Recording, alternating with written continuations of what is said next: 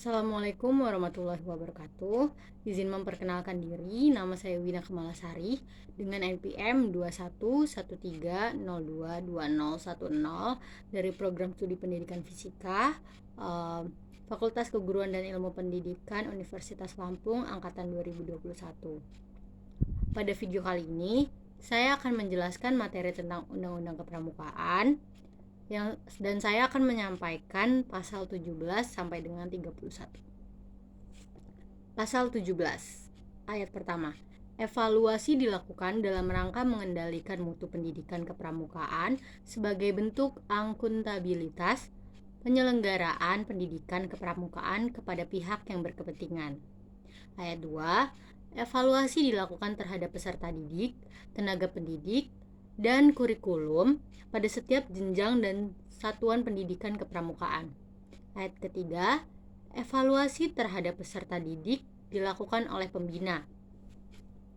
Ayat keempat, evaluasi terhadap tenaga pendidik dilakukan oleh Pusat Pendidikan dan Pelatihan Nasional yang dibentuk oleh Kuartir Nasional.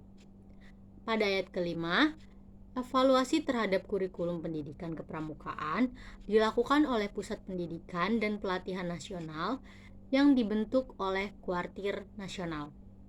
Selanjutnya, pasal 18 ayat 1, akreditasi dilakukan untuk menentukan kelayakan kegiatan dan satuan pendidikan kepramukaan pada setiap jenjang pendidikan kepramukaan. Yang selanjutnya, ayat 2, akreditasi dilakukan atas dasar kriteria yang bersifat terbuka dan dilakukan oleh lembaga akreditasi sesuai dengan peraturan perundang-undangan.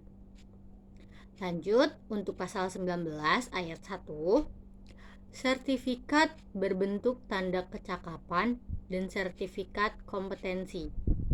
Pada ayat 2, tanda kecakapan diberikan kepada peserta didik sebagai pengakuan terhadap kompetensi peserta didik melalui penilaian terhadap perilaku dalam pengamalan nilai serta uji kecakapan umum dan uji kecakapan khusus sesuai dengan jenjang pendidikan kepramukaan.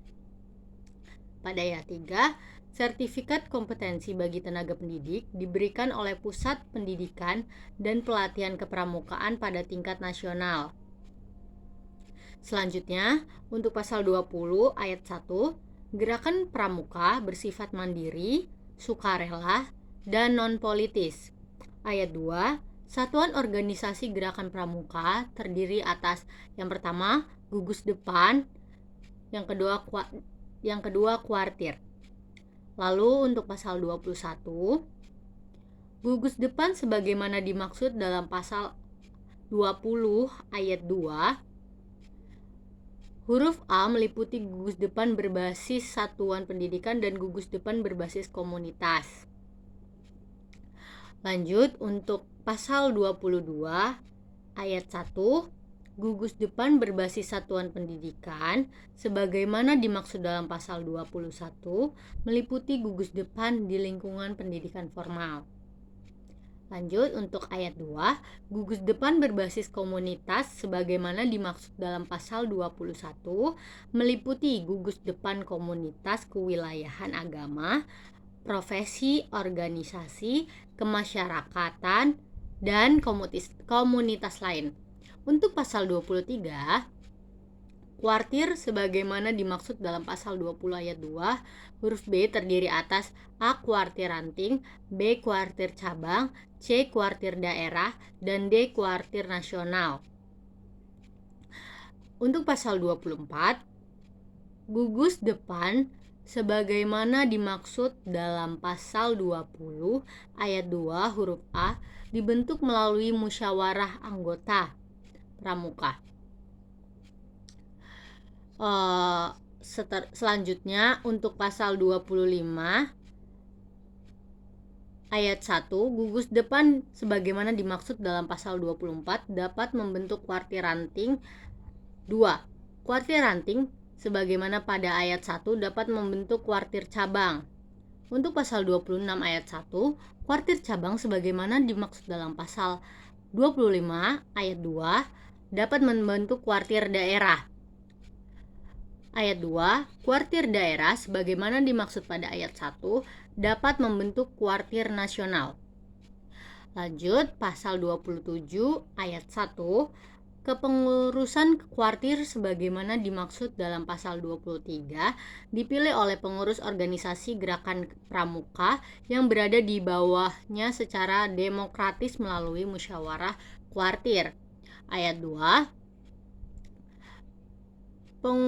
pengurusan sebagaimana dimaksud pada ayat 1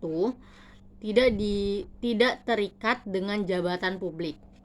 Lalu untuk pasal 28 ayat 1, kuartir ranting sebagaimana dimaksud dalam pasal 23 huruf A merupakan satuan organisasi gerakan pramuka di kecamatan.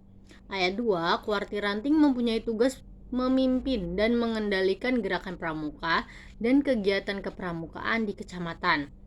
Untuk ayat 3, kuartir ranting sebagaimana dimaksud pada ayat 1 dibentuk oleh paling sedikit 5 gugus depan melalui musyawarah ranting. Ayat 4, kepengurusan kuartir ranting dibentuk melalui musyawarah ranting. Ayat 5, kepemimpinan kuartir ranting bersifat kolektif. 6. Musyawarah ranting sebagaimana dimaksud pada ayat 3 merupakan forum untuk A. Pertanggungjawaban organisasi, B. Pemilihan dan penetapan kepengurusan organisasi kuartir ranting, dan C. Penetapan rencana kerja organisasi. Untuk pasal 29 ayat 1, kuartir cabang sebagaimana dimaksud dalam pasal 23 huruf B merupakan organisasi gerakan pramuka di kabupaten atau kota. Ayat 2, kuartir cabang mempunyai tugas memimpin dan mengendalikan gerakan pramuka dan kegiatan kepramukaan di kabupaten atau kota. Ayat 3, kuartir cabang sebagaimana dimaksud pada ayat 1 dibentuk melalui musyawarah cabang. Ayat 4, kepengurusan kuartir cabang dibentuk melalui musyawarah cabang. Ayat 5, kepemimpinan kuartir cabang bersifat kolektif. Ayat 6, musyawarah cabang sebagaimana dimaksud pada ayat 3 merupakan forum untuk A. Pertanggungjawaban organisasi, B. Pemilihan dan penetapan kepengurusan organisasi kuartir cabang, dan C. Penetapan rencana kerja organisasi. Lanjut, untuk pasal 30 ayat 1, kuartir daerah sebagaimana dimaksud dalam pasal 23 huruf C merupakan organisasi gerakan pramuka di provinsi. Ayat 2, kuartir daerah mempunyai tugas memimpin dan mengendalikan gerakan pramuka dan kegiatan kepramukaan di provinsi. Untuk ayat 3, kuartir daerah sebagaimana dimaksud pada ayat 1 dibentuk melalui musyawarah daerah. Ayat 4, kepengurusan kuartir daerah dibentuk melalui musyawarah daerah. Ayat 5, kepemimpinan kuartir daerah bersifat kolektif. Ayat 6, musyawarah daerah sebagaimana dimaksud pada ayat 3 merupakan forum untuk pertanggungjawaban organisasi, yang B. Pemilihan dan penetapan kepengurusan organisasi kuartir daerah, dan C. Penetapan rencana kerja organisasi.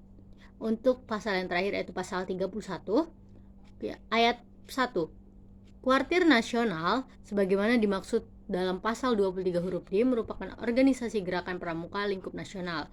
Ayat 2, kuartir nasional mempunyai tugas memimpin dan mengendalikan gerakan pramuka serta kegiatan kepramukaan lingkup nasional. Ayat 3, kuartir nasional sebagaimana dimaksud pada ayat 1 dibentuk melalui musyawarah nasional. Ayat 4, kepengurusan kuartir nasional dibentuk melalui musyawarah nasional. Ayat 5, kepemimpinan kuartir nasional bersifat kolektif.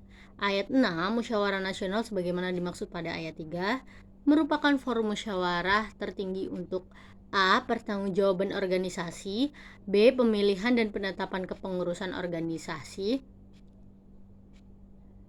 kuartir nasional, dan C. Perubahan dan penetapan anggaran dasar dan anggaran rumah tangga, dan D. Penetapan rencana kerja strategis organisasi. Cukup sekian yang dapat saya sampaikan tentang Undang-Undang Kepramukaan dari pasal 17 sampai dengan pasal 31. Sekian dari saya. Terima kasih. Wassalamualaikum warahmatullahi wabarakatuh.